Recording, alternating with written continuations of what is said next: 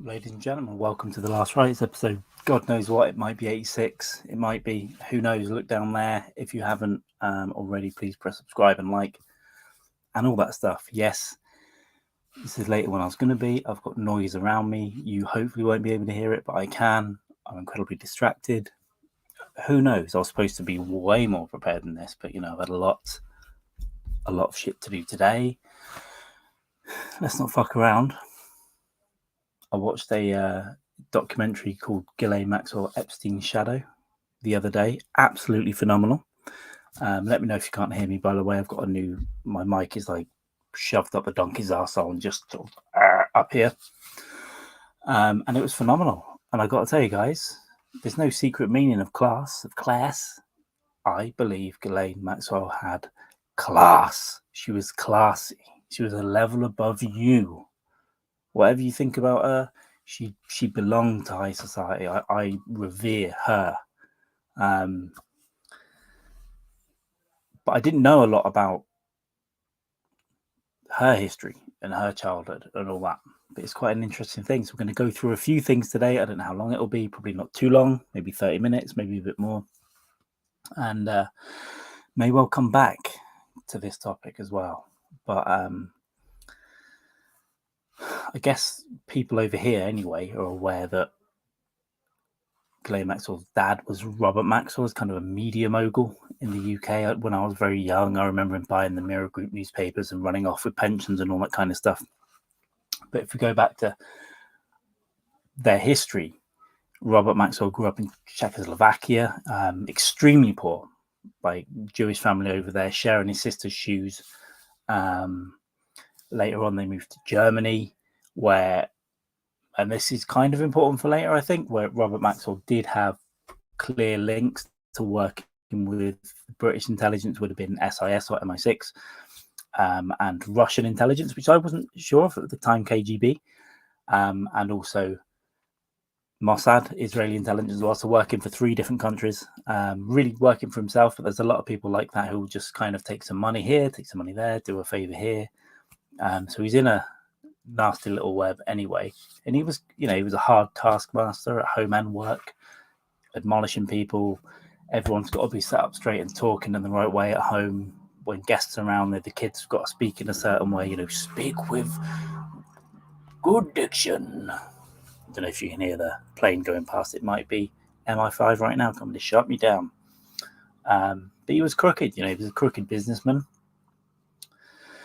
He made a lot of money taking academic papers from researchers that wanted to get their stuff published and then selling them on at massive profit. And that's how he become, I think it was a public company in the end, and he got pretty big with that. But he ended up being crooked. There was some shit going on. He was barred from running public companies. But then in the UK, he purchased the Mirror Group, which I think it owned a bunch of media, but at their flagship, I guess, was the Daily Mirror, and it's a paper that was in my house as a child. You get your paper around, and yeah, we read the Daily Mirror, kind of a red top, trashy tabloid. Didn't have women with tits in it, or the Sun did, but it had like a woman in a bra on page 3 or 4. But I like the cartoons as a kid. What can I say? But during his time at the Daily Mirror, he would blackmail people. He would interfere with everything. He would fire people on the spot, shout at people. He was a horrible old toad. We can bring up some pictures of him in a bit, I guess. And if there's too much noise coming into here, I apologise as well. There's nothing I can do about that. There's a lot of people around. So yeah, Ghislaine was brought up in England in Oxford at a mansion called Headington Hill House. Now, I used to have meetings. I had no idea. I used to have meetings opposite this place.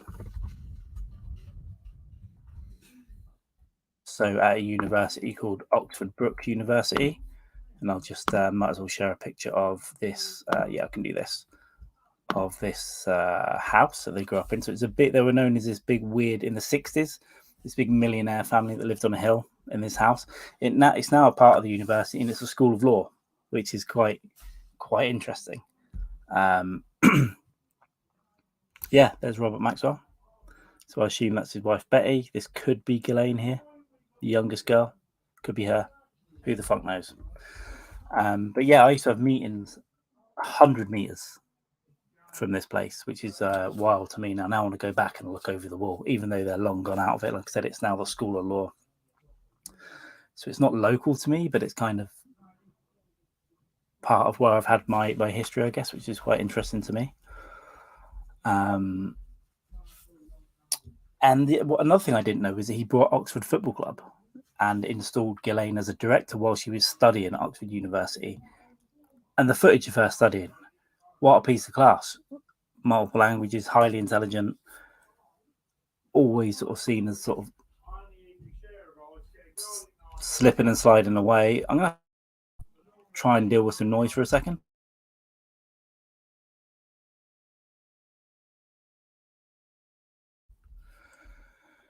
Oh God, people shouting.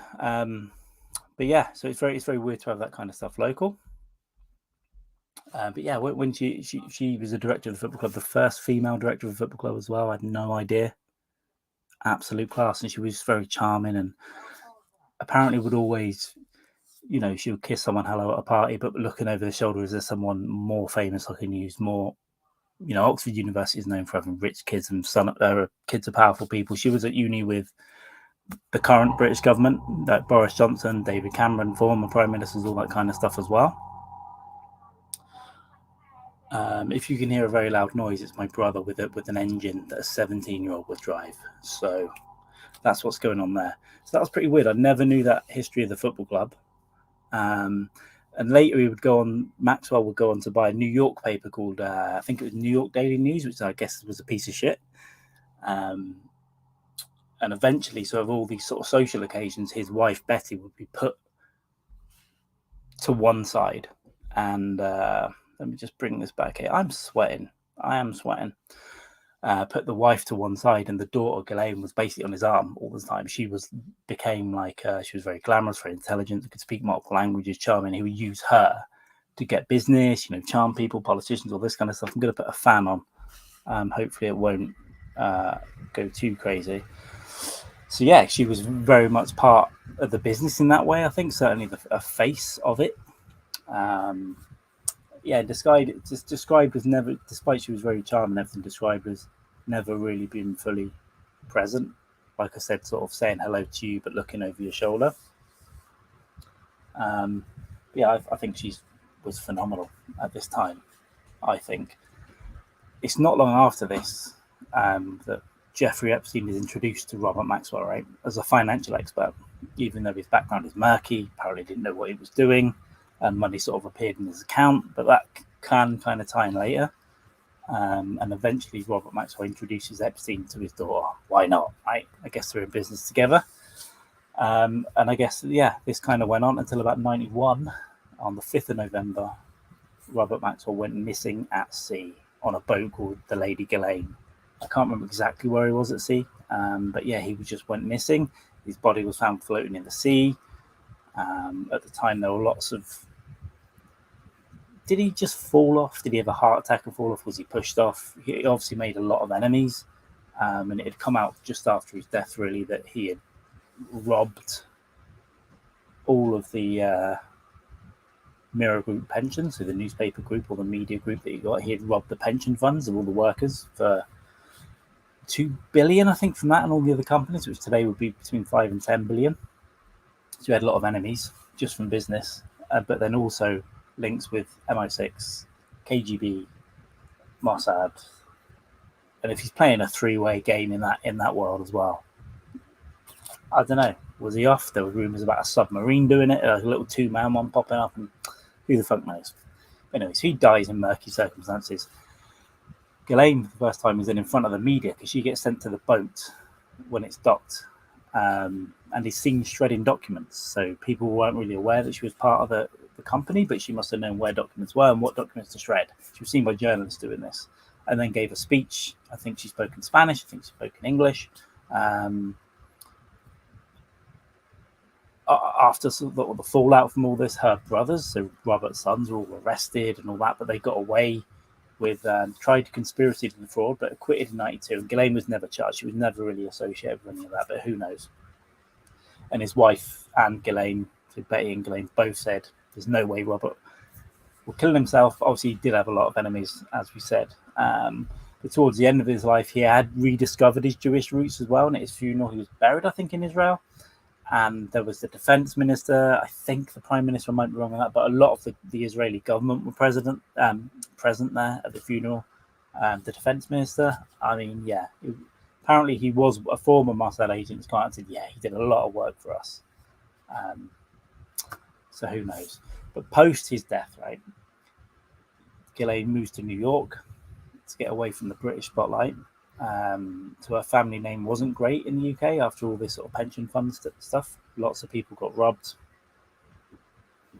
And she basically grew up aware of obviously the need of wealth for protection, I guess. And Maxwell Senior, obviously extremely driven by wealth, having come from somewhere so poor, probably to escape all that shit.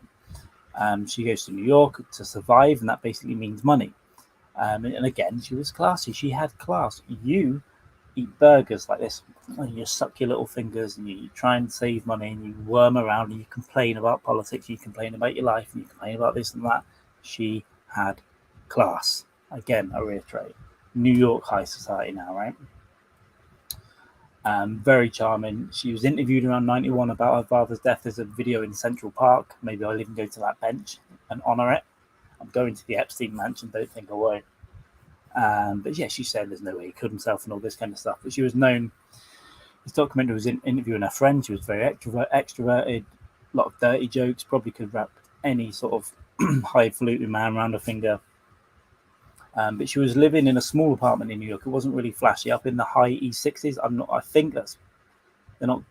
It's not the high society shit up there, but the apartment was very small. Apparently, and it turns out she was earning about 80k a year in inheritance, probably a few hundred in today's money. But that's not enough to, you got 200 or 300k. Yes, that's not enough to be living in New York high society, even then, even back in the early 90s, right? So she needed money. The shares were collapsing, the companies were being asset stripped, and all that kind of stuff. The mother is coming out publicly talking about sort of the lack of money at that time. And then she starts being seen publicly with Jeffrey Epstein, right? Who at the time was hooking up with Stephen Hoffenberg, who was a Ponzi scheme guy. And Epstein basically wants to get in on this fraud. I'm not going to go into Epstein too much on this because we know about that. But he gets in, hooks in. Hoffenberg was eventually found guilty, I think, of $500 million, and he got 18 years in prison. And he kept quiet about Epstein, who had stolen $100 million from his company, so he says. But Epstein evades all charges, right? So he's got $100 million in the bank now, but he had a lot more. So this money is coming from all kinds of weird places. But he was also a fraudster. Then Epstein hooks up with Les Wexner, founder of Victoria's Secret, and in my opinion, the head of the civilian snake of all this, right? So Wexner hires Epstein, makes him very rich. He was basically his money manager, but they had a weird, close personal relationship as well. We know at some point Epstein was given this New York mansion, the biggest, most expensive real estate in Manhattan, for $10. There's something else going on there. There are other areas of their working relationship, but I haven't researched that, and I don't want to just say stuff. But it might relate to some of the stuff Maxwell was doing a bit later as well. We can get into that a little bit, I think. So all the colleagues would say how strange their relationship was, the money manager and then the boss. They were very, very close. And the documentary made a good point as well that Ghislaine would have felt very comfortable around Epstein. He was very rich. He was kind of crooked. That's what she grew up around. That's what she knew. And Wexner says later Epstein stole $100 million from him as well. So now he's 200 up. But I think there's way more with that Wexner stuff. I think there was real business between those people. They became very rich together in other areas as well. But it wasn't all the underwear business, baby. Crooked guy with money, just like her father, ill-gotten gains. So a similarity between there. I think she would have felt very comfortable. And she was this sort of social butterfly. She would meet people. But this time bring them closer to Epstein so he could do business, whatever other influence he wanted to have. There was a lot of scientists around. And Then they talked about this journalist called Leland Nally, who did an article where he contacted everyone in Epstein's little black book, this famous little black book. There was a screenshot of it on the internet somewhere, and he found it and phoned everybody. But he was saying actually it was probably Ghislaine's little black book. Most of them only ever dealt with Ghislaine. It was her contacts, but I guess it was part of the Epstein thing, right? Which was quite interesting because it's known as his little black book. But basically, without her, Epstein would never have got that far in society because she was so good. She was already kind of had a name, and she was so good at just pulling people in and being charming and getting people to do business and all that kind of stuff. So, was he using her? Was she using him? Probably a bit of both. Later, their relationship was just described as kind of transactional, or sometimes she would pretend that they were married. So now some rumors start about Epstein, but I can just pop back on here a second. Yeah, some rumors start about Epstein, and that he likes young girls. I mean, who doesn't? But specifically, Epstein liked schoolgirls, which... Let me have a cup of my coffee here. Check my notes. Yeah, specifically schoolgirls, right? And this is friends of hers and people around that sort of society circle have started to hear these little rumors, and they would come over. The house was filled with security cameras, right? There's one of his first victims that spoke out about her and her sister, I think Maria Farmer. She was recruited from New York Art School, and I think a lot of people were. They get given promises of scholarships, money, funding, residencies, all this kind of stuff, right? And they would take it. She said, yeah, the house was full of security cameras. And eventually she did kind of see what was going on. And she went to the FBI in New York, and they did fucking nothing. They just did nothing. And this was in 1995. And I didn't realize about this because I knew about the stuff in the late 2000s in Miami and all that kind of stuff. But yeah, nothing was done. She got the sense that they had kind of heard it all before. So maybe, yeah, something's going on there, right? New York FBI aren't even fucking in the slightest bit interested in this mansion full of cameras where young girls are being raped, including the girl that's making the complaint. So that kind of goes away. But she stays working for them, I guess, in Stockholm syndrome, or felt she couldn't do anything. She stays working them for a while. And these girls are told there's lots of modelling opportunities and all that kind of stuff. If a 14-year-old's going up the stairs, they say, yeah, she's doing like this kind of modelling, don't worry about it. So she never really saw anything going on, but she was pretty sure, and she had stuff going on. And one night, this Maria Farmer is in bed, and Ghislaine comes in a robe, which has never happened before. She leads her up out of bed into Epstein's bedroom, which was always off limits. And apparently he's laying down watching a documentary on maths, and he just sticks his foot out and said, rub that. And Ghislaine's there going, yeah, rub his foot, his feet are hurting, he's tired. So she does that, thinking it's weird. And then, as Maria Farmer says, Ghislaine and Epstein lay on the bed, and they both assault and rape her, both of them. And she just fucking looks at the ceiling. She's young, I think that obviously sticks out on her memory quite bad, but she still stays with them after this. I guess she's kind of in it. She's being abused. And a lot of these girls were used in a kind of a pyramid scheme of their own. So they'd get sent out to recruit more girls. Hey, come this guy, I know he needs a massage. So he's creating this almost mob organization of people that can wank him off at various ages. So I think actually, so it was after that incident that she went to the New York FBI. So after, a detailed rape. And they just went. So that was 1996. Then she gets a call from Ghislaine Maxwell and other people screaming about the FBI. Why did you go to the FBI? Threatening to burn her family's house down, threatening a career, threatening to kill her. So the feeling is that someone in the FBI tipped off Epstein. They're not going to do anything. They tipped him off. And now her life was under threat and all that kind of stuff. But eventually, I guess she gets brought back into the fold. She's also a victim of abuse. So now they go down to Florida, right? They go to Palm Beach, and there's similar stuff happening. Ghislaine's out hunting, bringing back the game, enticing them, grooming them, basically to be assaulted and raped. So, as I said before, she has class, but she's got this... I'm not condoning the crooked shit she's done. This is nasty. And Ghislaine would sometimes join in, something which she always denied, but lots of witnesses said, no, she fucking did it too. And then, Ponzi schemed or multi-level marketing schemed out to go and get these girls to recruit other ones. And this went on basically for, I guess, 9 years of just living down Florida. They go to Mar-a-Lago and pick up waitresses and that kind of stuff as well. This was going on for a long time until, a mother in Palm Beach finds, so it's 2005 now, 9 years of it. A mother finds $300 in cash in her daughter's clothes. And she's like, where the fuck have these come from, whore? And the daughter's like, this old guy I give massages to. And this gets reported to Palm Beach police. So they interview the girl. They get information on assaults, on the cameras and surveillance in the house. And to be fair, for Palm Beach police, they didn't do an FBI. They actually got a search warrant and they went in. When they went in, all hard drives from computers and recording devices had been removed. So again, the police that were investigating were pretty certain they got a tip-off from the police or the Justice Department or however it works at that state level. More tip-offs. It seems that Epstein has definitely got his claws into justice. So there's no recordings, there's no evidence. But they did find a lot of handwritten records, which girls they were paying, right? One girl's high school certificate, so they knew they were underage.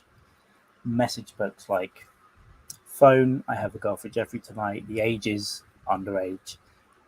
Photos of girls on the walls. They have evidence of paid underage girls and Epstein being a serial pedo, right? They have that evidence. So it seems to be quite a good police investigation. So they take this to the state's attorney, and this office basically allows Epstein to plead a misdemeanor. What? Isn't that like breaking a wing mirror off a car? And the charge would have been soliciting minors for prostitution. So it's calling the kids hookers for a start as victim blaming and giving him a minor. There's no pun intended, but it's a charge as well, which is wild. Let me take another sip of coffee.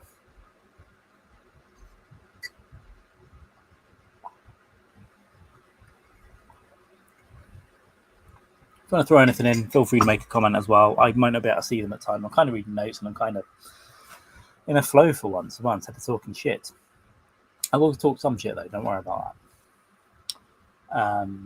This is pretty wild, right? Get this misdemeanor card soliciting girls for prostitution. They're not prostitutes, they're girls that have been raped, which is fucking wild. But I guess the Miami State Court was saying this is what you're going to do. So the police go, nah, fuck that, dude. Fair play to Palm Beach police. They went, nah, we're going to go to the FBI. So they go to the FBI in Florida. And remember, the FBI did nothing 10 years earlier.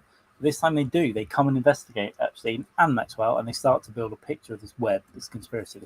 Speaking of girls, they're finding out about the surveillance. They're seeing that this grooming is going on. So they seem to be on it. So the FBI then take this to the U.S. attorney in Miami, which was Alex Acosta, and they didn't prosecute him. They slapped him on the wrist and basically asked him to plead only to the local charges, which was that misdemeanor. So he goes to the court, take that plea. He ignores it. They ignore the FBI. But it still has a potential for 15 years in prison. He gets 15 months. So it's a bit of a sweetheart deal. And not only does he get, thanks Obama's America, not only does he get immunity from named and unnamed people forever in the conspiracy. So if you're named in his indictment or you're not, you just end up being part of it. You can never be prosecuted. That's a deal that the US court signed with Epstein, right? And not only could he get away with that, he didn't have to sleep in jail. So from 10 p.m. to 10 a.m., he was allowed to sleep wherever he wanted, and he would go to work. Worked in his offices. So he kind of wasn't really in jail, but it was a 15-month sentence. So the FBI basically shut down. He gets a shonky deal from the local courts and doesn't sleep there, which is pretty insane. So we know he's associated with people like Bill Clinton. He's associated with very powerful people in society, and it does look and smell. And the documentary was making this point as well. Like someone, I think Acosta, again, I don't know masses about the justice system, but the U.S. attorney in Florida, I don't think it's him. I think it comes from above him, and where does it go? Who knows? But someone pretty fucking senior, more senior than a U.S. attorney in a state, I think is probably putting that. Let's leave them alone. There was a lot of it's above our pay grade stuff when Miami police would go and speak to FBI. I think there was a lot of it's about. Don't worry about it. We know about this guy. Don't worry about it. Which obviously, if he is getting presidents and whoever on tape banging underage girls, maybe there are people that don't want that information out. I mean, it's like we know there's been persistent child rape and trafficking, but just eat your burger like the underclass, like you'll never be as classy as Ghislaine, shut your pig mouth. I think that was I think that was the official statement signed. So this Maria Farmer says these surveillance cameras, and a friend of Ghislaine who used to know her from I don't know, it's just part of the society thing, but not really part of the real high society stuff, said that even in the New York house in the mansion that we bought for $10 from Les Wexner, the filming was actually in bathrooms and it was in bedrooms and of beds. The entire place. I don't know how many rooms it's got, but many, many bedrooms. Powerful people coming and go, young girls coming in and out. They were filming the beds, they were filming what's going on, they're filming the bathrooms. So it's pretty obvious they had everything. They actually took this Maria Farmer girl, but literally she lived with them for a while, and they basically showed her the bank of monitors and all that stuff. It's really, really wild stuff. So where are all those tapes right now, right? Where did all those get destroyed? Who's got them? It's an interesting thing. But so once Epstein gets out of jail, they basically go back to New York. And you would think that it kind of was in the press, all that stuff. And that's when kind of Alex Jones was picking up and running with it for like 10 years. They go back to New York, but does the high society shun them? No. Guess money talks, right? So they start ramping up philanthropy. Maxwell kind of starts distancing herself from Epstein a little bit, and she's going out on her own philanthropic things. She sets up she starts hanging around with the Clintons, Bill and Hillary, quite a lot, become very close to them. She sets up a project called Terramar, I guess like Earth Ocean, Terramar. It was a non-profit. It was an ocean-based digital platform. Already sounds dodgy. To create a global ocean community, and you make a pledge that I love the ocean, and then you get a digital passport to the ocean. This is like buying a rock on the moon. Right, she's classy, but that's how she's convincing people. She's going, you just buy a piece of the ocean, you get this passport, so you're a citizen of land and ocean. Sounds like a grift. It's probably a grift, right? So even her friends were saying that the classy lady that Ghislaine is didn't see her around Epstein that much.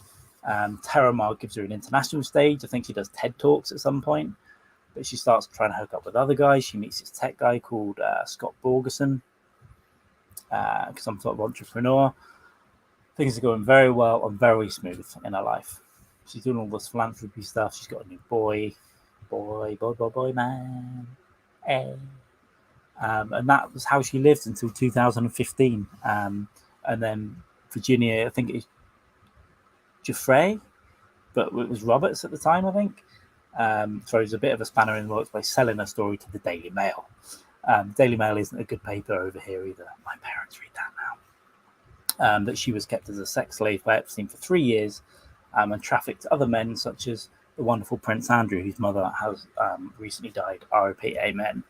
And this is the first time that Ghislaine Maxwell has been publicly named in this conspiracy. Before, it was kind of in the 2000s, the unnamed conspirators were her largely, and other people that we might, maybe Les Wexner and stuff, but she was never named in it. And now she's coming out for the first time, but she's still wandering around New York. There's a great doorstepping interview at Christmas time. There's snow on the floor, and that they've got a microphone in her face, and she's just like, "Happy New Year! What about all these allegations, Ghislaine? Happy New Year!" with a big snow hood down. It's great. I should have had more pictures ready, but I haven't. So Epstein and Maxwell aren't really close at this point, but they do get hold of an email from Epstein that says, "Act like you're innocent because you are. Hold your head up," and all that stuff. And then she hires a PR firm and denies his allegations, calls Roberts a liar, the girl. So the girl lawyers up and she sues Maxwell for defamation. They settle in 2017, but she sells like a $15 million house that Epstein had brought her in New York, another house, I guess. And basically, extracts herself from New York society. I guess she's kind of seeing the writing on the wall. Epstein at the moment is fine, by the way. He's kind of still fine. He's not really. There's nothing going on. The FBI don't give a fuck. The police don't give a fuck. But he's actually a journalist for the Miami Herald called Julia Brown. Did a deep dive into all this. The sweetheart deal from 10 years ago, approximately. She collects dozens of witnesses. And basically, this embarrasses the FBI. They're like, this bitch has done a really good job. This looks bad for us. We should probably do something now.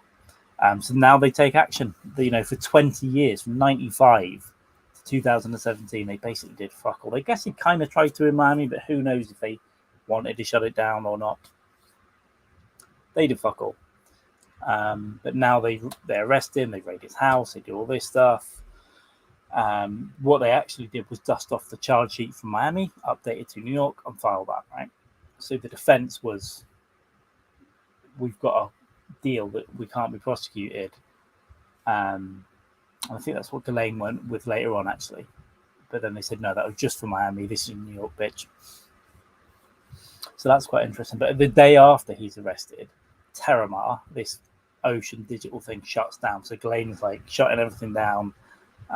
She's probably thinking, will she get done? I think people around her are thinking, is she going to get done at this point? And then we have the suicide. Okay. And there's a couple more parallels we can think. Well, let's go back to Robert Maxwell's suicide on a boat. This crooked guy, links with intelligence services, disappears in mysterious circumstances. A lot of his money disappears. I want to get into that in another thing, the finances. I think a lot of his money, see it. And a lot of money turns up in Epstein's account later on, by the way. We know he's defrauded a few $100 million, but I think there was more. So who knows? But you start to hear these rumors about Epstein as well, right? That it seems like obviously they're filming everyone. It's a blackmail operation. We know Les Wexner probably involved, allegedly. My lawyers asked me to say, was he involved with, let's say, Mossad, for example, KGB, whatever? If they're aware, did the CIA know about it? Probably. There's some murky shit. But both the men in life have got these mysterious circumstances, right?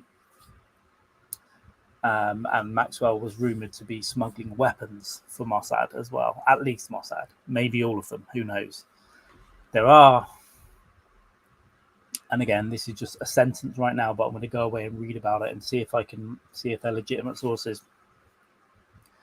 That Wexner and Epstein, at one point, I think it was the Air America scandal, but it was the next generation of that Wexner and Epstein were working basically for the CIA, selling guns and drugs on the black market to fund whatever they want to do with that cash, as well. And there were some sort of former intelligence guys that were talking. I think this was a CIA guy, I think. And he said a lot of time these intelligence assets like Robert Maxwell, they tend to be multi-generational. You tend to get a powerful family, and oftentimes their kids also get recruited because they know the business, they're kind of trusted.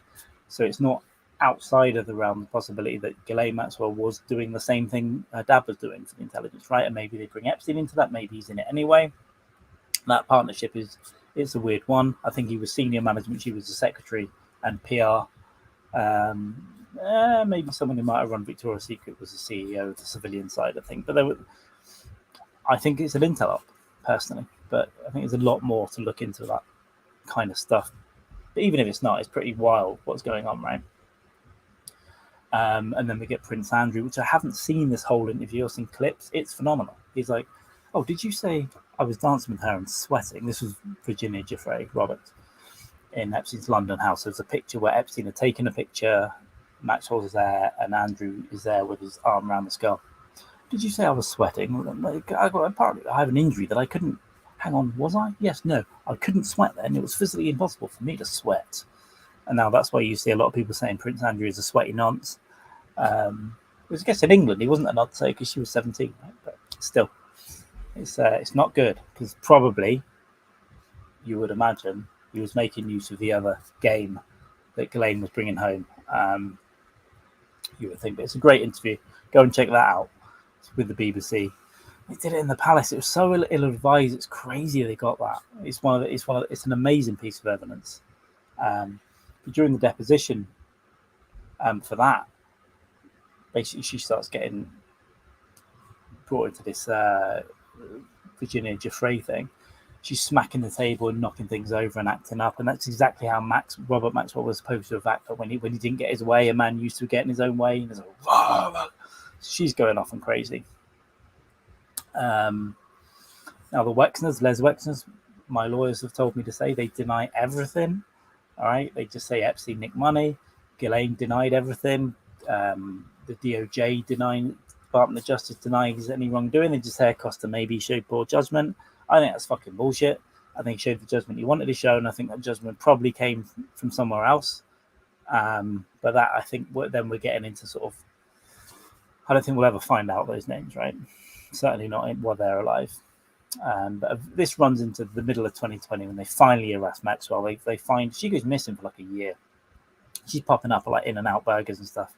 They find her in New Hampshire. I think it's Bradford, New Hampshire, in a big house with a partner, Scott Borgerson. So she's still with him. She had a phone wrapped in tinfoil, which the FBI said it was a naive attempt to conceal her signal. So obviously they tracked her phone. That's probably what happened. I don't know the details of that operation, but they went in heavy. They went in hard. There was a plane, 25 armed agents, SWAT. They wanted to make an example out of her, right? And eventually gets charged just last December on just last December she was found guilty of 5 of the 6 trafficking charges. She got off for 1 and sentenced to 20 years. It seems quite low. It still seems quite low. And she hasn't flipped yet, as far as we know. But maybe she's thinking about Epstein. Maybe her dad was going to flip. Who knows? But maybe she has. Maybe she's flipped to someone. Maybe she's flipped to a Homeland Security guy or whatever, an FBI guy, and they've gone, yeah, cheers for those names. They're not ever. They're going in the little black box. We don't know. And maybe she's been told, listen, keep the fucking mouth shut. Personally, I think she just call the press and tell everyone she must know where some bodies are buried, right? She must know where some bodies are buried. It's classy as she is. But it was a really good documentary. It's 3 parts. As ever, sometimes it drags on a bit, but there's some really interesting information I didn't know about that. But do I have empathy for her? Yes. Yeah, I do. Was she a victim? I think she was. And they mentioned that in the documentary as well. They asked that question. I think she was a victim. I think it doesn't undo what she did. And if you think about that Ponzi scheme that Epstein had as well, although I think she was using him more, it's kind of weird, that power dynamic. But with the girls, those girls were committing crimes as well. But they were under pressure and abuse, so obviously they cannot be charged with them at all. But I think she was like the OG in there. But I think she was being abused by Epstein. She was definitely probably abused by her dad. Definitely, probably. Even the psychological abuse, I think. So yeah, I've got empathy for her as a human, but she went on to do some disgusting things, and that can't. She needs to be in prison. I hope she'll be 80 when she gets out. She looks a young 60, but I think she might look an old 80 when she gets out, if she does. But wouldn't it be fascinating to hear from her? Like, to really hear from her. Even if she comes out and gives a bullshit interview, you can tell a lot from those, as you could from the Prince Andrew one. But I guess importantly, more than anything else, she had class. She was classier than you. She was classier than me. I would have been enamoured watching her go around London or Oxford or New York, floating around different languages, charming as hell. Dirty Joe's probably liked a whiskey and party as well. Line of coke, maybe. Who knows? But yeah, she had class. There's no trick to this. I believe she was a classy lady. I think she was fucking awesome back in the day. I think we need to get into this more, right? That's it. That was the point of this podcast. But at least I made notes and watched the documentary. There we go. There's Boyo. Listen, right. Husky Boy and Christina, thanks for jumping in here. I wanted to focus on notes and shit this time, right? Let me find. I'm going to say young. This will sound bad. Right, let me share this here. I think there was something about the Lady Diana about her, just sort of high society, but very charming. There we go. Look at this. That young, clutching a picture of her dad there. Oh, that's her and Epstein. Get a bit older there. But yeah, like this kind of stuff, right? That's on the thumbnail for this. I think definitely. By the time she gets the older, this sort of haircut, not really. I guess that's why people move on to the victim at this point. Yeah, that's her on her arm of her dad. So she would attend the events, the premieres, the society stuff, the parties. It's kind of weird, but I don't think there was anything going on. I think it was just the wife in the background. I think it was just like we're gonna use the daughter to go and charm, and also using hot women is also an intelligence move, right? So yeah, I honestly think there we go. Oxford University, I reckon that's the one that got me. But in the documentary, it's I'd have thought she was great, and like I said, 10 out of 10 would hit. Did she go on to do some suspect things? Yeah, she did. Yeah, she did.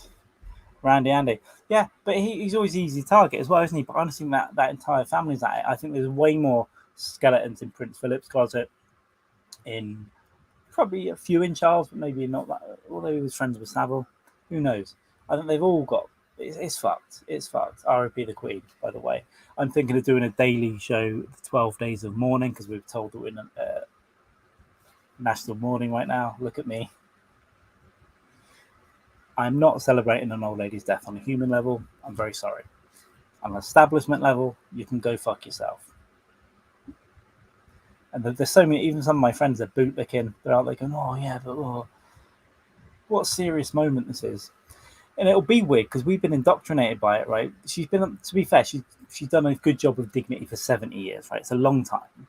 So postage stamps, money, when you post a letter on the postbox, on my passport, just I'm sure the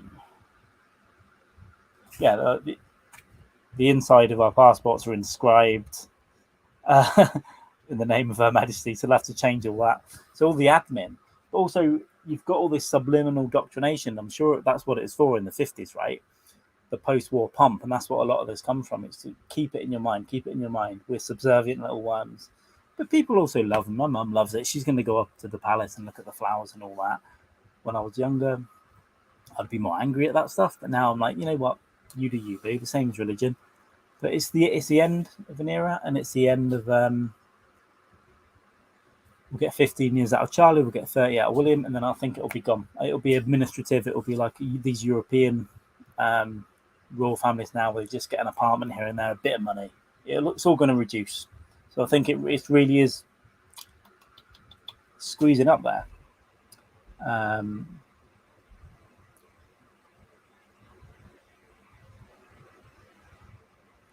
Conjugal video to Ghislaine, yeah. I mean, inbred cousins marry. There's cousins at the top. Both of their grandparent was, I think, Queen Victoria for Philip and the Queen. But listen, on a personal level, I've got nothing against her. She was used and did, because she was so loyal to the realm, wouldn't want to embarrass it. She would never speak out. But I think she knew. The symbol was used to cover up the decolonization. That big diamond on her forehead was fucking stolen. All of that shit. We massacred people in Kenya in the 50s, all under the name. All the wars have been under the name, But in more recent years, she wouldn't really have had a say. Now, if she was a bit more progressive, maybe born 30 years later, maybe she could have spoken out against it. Charles has got a mouth on him. He might speak out about some political stuff. We never know. But it's all fucking Dungeons and Dragons to me. What have we got here? The Mellow Fox 86. Kind of think she was brought up in charges till 2003. Was that a favourite? 2003. Oh, you mean that go back until only then, and they should have gone back to the early 90s, right? Yeah, I agree with you. You're the one that cut the boat loose in Crete. Welcome, the Mellow Fox. Welcome to the Twitch side of this as well. Last Rites is also on YouTube as well. Go there, give us a sub, give us a follow on there. But obviously,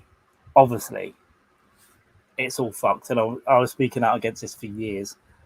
When everyone thought it was just a conspiracy about an island, right? Before I was aware about her involvement too much, I wasn't really aware about, but I knew about her dad. You know, when I was quite a small kid when I heard about the dad, and we always knew he was a fucking crook. So yeah, I'm just saying she had class, dude. If she was younger. Now the stuff she got into, it's not good. It's not fucking good, and she deserves to be in prison for a lot longer than 20 fucking years. But what do you do? I mean, I guess they could only get her on certain things, right? But yeah, I didn't know they only went back to 03 as well. That's a good point. So really, they should have gone back to the fucking beginning. There were plenty of girls. If this Miami Herald report could get dozens and dozens, surely they could have tried to get dozens. But then you get into the victim side of it. A lot of those people won't want to give evidence. They don't want to. They don't want the publicity. They don't want the attention. Maybe they're scared.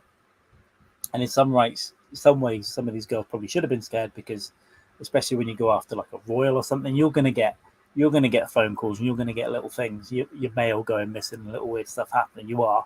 I think it became too public, and because the world is where it is now, they got it through. Obviously, Andy's got away with it, apart from the £12 million signed off by the mother. So yeah, she harboured pedos and all that as well. I think really that will come from trying to protect the state, even though it's kind of ruined already. Everyone fucking knows, right? We all know. So yeah, I have no deference to the monarchy and no respect for them at all. But welcome on board the Mellow Fox 86. And thank you for cutting the boat loose in Creek. What was that SBS job? Let us know, man. Let us know. So yeah, let's talk about this quickly. Husky Boyo. If you go to @HuskyBoyo on Twitch, he is doing a 12-hour, I think it's 12 hours, but anyway, a long fucking auction tonight. He did a 24-hour sketchathon. He's a great artist, Husky Boyo everywhere, for a friend of his and someone I'm aware of from the comedy world, Christine Levine, has stomach cancer, and so Husky's going to be, or Brett Brock is going to be auctioning off his sketches, the 24 sketches that he did. We've got Predator characters, we've got Michael Bean sketches, we've got fucking everyone from movies, we've got Drive, we've got fucking everything else. I can't remember people from, I think, Tombstone. I might be speaking out my ass. I think so. It was a long night for me as well. The bids will probably have a floor limit, so just go along and bid for that. It's all going to go directly. If you win those bids, as far as I know, the plan was that will go directly to Christine Levine, minimise these fucking fees that these companies take out, and yeah, so go over there, Husky Boyo. He's a talented boy, and hey, no worries, man. It's good to see you over there. You going in about an hour, 40 minutes, or something like that. I need to go eat, and then I'll be joining you. Maybe I'll get on the beers. Maybe get a little bit frisky in there. I'll get on the Twitters. Yeah, I think more or less recited notes there, but I made a lot of notes, and I thought it was a good documentary. So it's called, I think it's Ghislaine Maxwell Epstein's Shadow. And there's plenty more little rabbit holes that are interesting to go and wriggle around in, especially this with Maxwell smuggling the guns and stuff. And what I heard was that Wexner and Epstein, when Epstein was very young in the game, they were working on that kind of stuff for the US as well. So it is kind of, it's not believable without getting your tinfoil hat on. I think it's not believable. So yeah, cranking up in 40 minutes. There we go. Bit of a drunkard, absolutely. Let's hope that no crazy people are in the chat. Listen, we'll take care of them tonight if they're in there. I'm sure there'll be some attention seekers. But yeah, go to @HuskyBoyo on Twitch in 40 minutes time at 6 p.m. Or if it's too late and you're watching it back, give us a subscribe. Then go over to Brett, subscribe and follow Brett as well, and we'll be there for lots of the chat's cool. It's all about beer, hanging out, and watching art being made in front of your eyes, and sometimes verbal abuse at dogs, which is always good, isn't it? Actually, me too. Let's hope they come back tonight, and we'll fuck them up in the chat. I think we should lure them in a bit. Just lure them in a little bit, and then pow, whatever pow is. Oh God, sometimes I like coffee when it's gone a little bit cold. Black coffee. Yeah, that's what it's for. Get the crazy, get the chaos in. Oh, Grumpy Mama in the house. Thank you for joining. Thank you for hanging in. I'm going to wrap this up in a minute. But I just 49 minutes. I didn't even look at the clock. I just wanted to get some Ghislaine Maxwell stuff off my chest. She did have class, but obviously ended up being a real piece of fucking shit as well. So Jem, we'll see you in Brock's stream in 39 minutes. I'm sure. Like I said, I haven't really eaten today. I'm going to go and eat something. I'll get some admin done while we're on in Brock's stream, and we'll get that music in, and we'll go from there. Any other news from me? Not really, apart from I'm coming to the States on October the 14th. I'm landing in New York motherfucking city. I'm going to go and watch some comedy. I'm going to go and do some spots and have a nice time. Listen, I'm looking for food that will make my ass bleed. Kat Martin, I've already DM'd her about some spots. I've heard, I think, Leone's sandwich, Tony Baloney's, which sound like a Sopranos character. I want to get some proper pizza advice, and I mean like not your fucking tourist shit. I want the pizza advice, the real slice. So the comedy clubs, I'm going to go to the Stand. I'm going to go to Stand Up New York and maybe New York Comedy Club, the Cellar, maybe. But I'm also coming back to New York at the end of the trip, so I'll try and get where I can get. I'll try and go and watch a live Legion of Skanks taping if I can. I think it's Mondays at the Stand.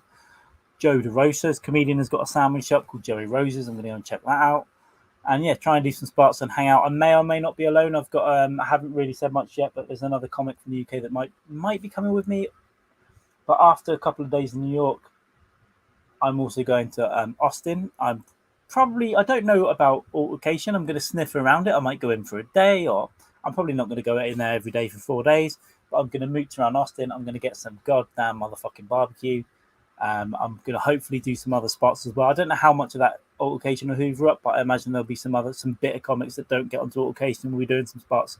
So I've already looked and checked out. There's a lot of nights. I'm just going to have some fun, do some comedy, drink some beer, eat some motherfucking barbecue. And I may or may not be with another comic in Austin, but I need to figure out with them what they're doing, basically. I hope so, because accommodation isn't cheap, and I'll be on a budget by then.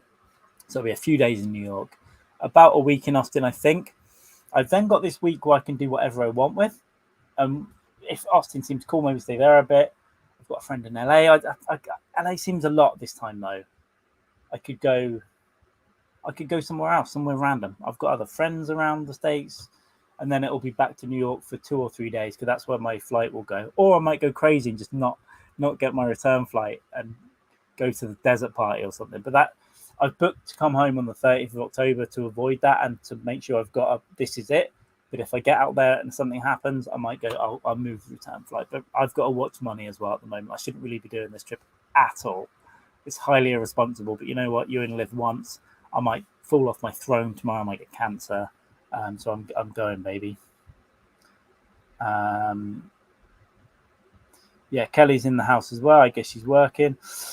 Yeah, Brock. So this desert party, it's on the 3rd to 5th of November. I've booked my return flight before that because I was umming and ahhing about it. But I'm a maniac. So if I'm in the US and I can figure out a way to get there, because these roads from Vegas are fucked at the moment. I don't know if they're being repaired. I don't know if we have to go in from LA, which is fine. 2, I've never driven in the States, and I'd probably have to hire a car. Am I confident enough to drive in a new country on the other side of the road into the desert? 2 hours from Vegas, or like 5 from LA, I think it is. So I don't know if I can find if someone else is going. If I can find someone to jump in with, it will be good. But that'll have to be a decision that I make when I'm in the States, because a big thing for me is I've got to watch my cash around New York and Austin. It's already going to fucking rape me anyway. That's why I'm hoping my friend comes out there so I can share with her. But we'll see. We'll see what happens. And there'll be more news for this podcast. It's a proposal I've got to put to someone. So I can't say anything. But might be looking for someone to come and help me out with it. Co-hosting, all that kind of stuff as well. But yeah. Also, there'll be plenty of video from the US. There'll be plenty of stuff of me getting shot in the head by a cowboy in Austin after, saying this barbecue isn't as good as... What's another good barbecue in the US? I don't know. I know that Texas is known for its barbecue, right? So I'm going to come out of there with colon cancer. That's the intention. And I'll get a pot of fun with 3 people on it. That's the yeah. I need a psychedelic. I do need a couple of days on mushrooms. I have to say, it's been a long time, and my tolerance is probably okay. But I don't mean I'll put them up my arse, although I might. But yeah, I need to go and ask the fungus some questions. I've made in 2017, I think, 18 maybe, 2018 January. Wasn't the last time, but that's when I asked. I had truffles in Amsterdam, which are basically before the mushroom sprouts, right? And they're probably dosed in something else. I had thoughts. I didn't have any visuals. I just had thoughts, and I asked the mushrooms some specific questions, and they answered me back. All the mushrooms in the world, it seemed. Like, yes. So I made life decisions based on the fucking mushrooms. But I want to do some of that, clear things out, get some thoughts, get some visuals if we can. Sometimes I get a bit paranoid about heavy visuals, but which isn't a good place to be. Later on in that trip, the next day, yeah, I got some light ones, but I've never gone too heavy on them. But I can see, and it's been since before COVID now.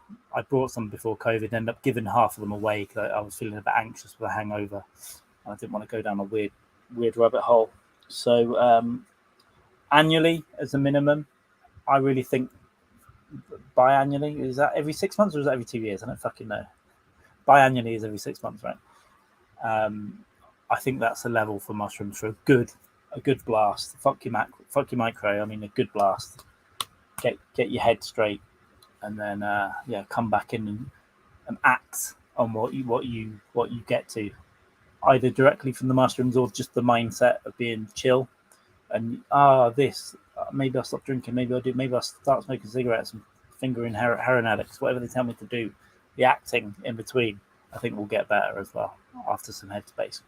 So I don't know how you guys feel. I know Brock occasionally has some mushrooms, but I think I've never done them out in nature either, and I think that's a mistake. I think yeah, being in the desert would be absolutely awesome for some psychedelics. So I mean, it's probably 51%, 49% that'll probably extend my trip, but I have to be really fucking careful. Really careful. I need to be kind of responsible. I still don't have a permanent home, and if I'm going to America next month, that's going to get put off till fucking Christmas. Maybe I could just live traveling. I could probably just live traveling, right? I don't need a home. I just need certain things for, well, legal things. I need an address in the UK, right? But I won't say too much on air because there might be organisations watching, and I don't want to say too much. But yeah, I'm doing what I can right now. Certain people think I live here. Some people think I live there. You know, we'll get all this into one place later on. It's just to make my admin a bit easier more than anything else, to be honest. But yeah, we'll see. But I'm looking forward to it. It's been 6 years since I've been to the States, guys. I went there on a pilgrimage, really, to the Comedy Store in LA and to see my friend in Arizona. That's when we ended up going to Bisbee, actually. But yeah, I want to see as much of the States as I can. Obviously, I know someone around Nashville area. I've got a friend in Kansas. I've got a friend in Ohio, Columbus. I've got I do know several people in New York, LA, I guess Arizona still, but Phoenix now. So yeah, I'm fucking, I've got people I could visit, people I could show up at. I want to go to Lunchbox Chef's restaurant if I go to Nashville sometime, because that poor motherfucker, this hooer, complaining about a Twitch stream. Oh my god, am I on camera? Yes, bitch. Yes, you are. Oh man, now I'm thinking about that goddamn mother upping pizza. Right, let's talk. I think that third destination could be your way. We'll talk. I'll get you with dates and stuff for sure. I'm coming in the 14th. At the moment, I'm leaving on the 30th. I'm going to Austin on the 18th because Altercation's 19th to 23rd or something like that, or 19th to 22nd. I'll be sniffing around Austin for about 5 days, but it depends how it is. Maybe I'll hate it. Maybe I'll get stabbed by the homeless. Maybe I'll get shot. Maybe I'll love it and want to stay a bit longer. But there's a bit of time in between when I would have to go back to New York anyway. Or have to, more of it's want to, because at the tail end of it, I want to have 2 or 3 nights because if I enjoy doing spots there and stuff the first time, I want to set some up for when I come back the second time. Just mics and stuff, just get up, experience New York. My friend's out there right now, another comic I know, he's just watching, and the standard is so good there.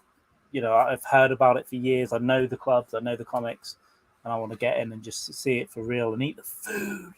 And I'll be eating anti-diarrhea tablets quicker than I can eat Cuban sandwiches in New York. I want every advice for every deli, every pizza place. I fucked up last time I went to New York. 10 years ago, I fucked up. I didn't know. I went to a bad deli. I went to a nice Italian restaurant, but I didn't find the good pizza. I didn't find the good delis. I didn't find the good diners. So yeah, advice for NYC, welcome. Cuban sandwiches, Italian sandwiches, and pizza. They're my fucking goddamn staple. Breakfast bagels, right? All the New York shit. You know what I'm talking about.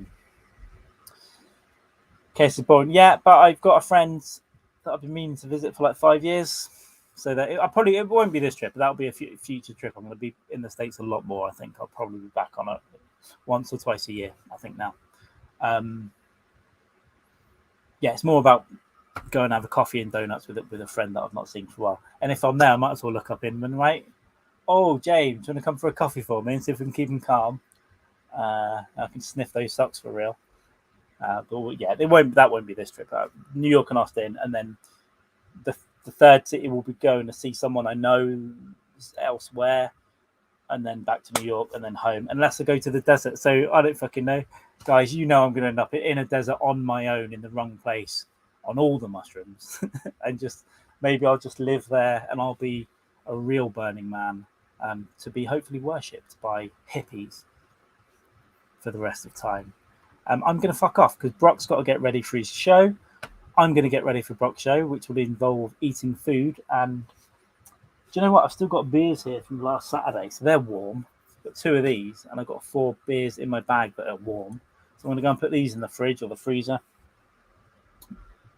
Eat some food. Thanks for hanging out, guys. It's been a big pleasure. I'm going to generally do. I know I said I do the coffee morning. That was kind of the troll dog, and I think I decided not to do that.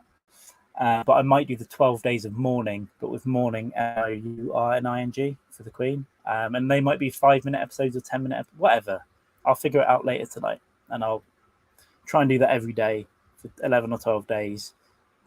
They'll probably be 5 minutes to an hour, and I'll just come and talk some shit about the royal family and other stuff.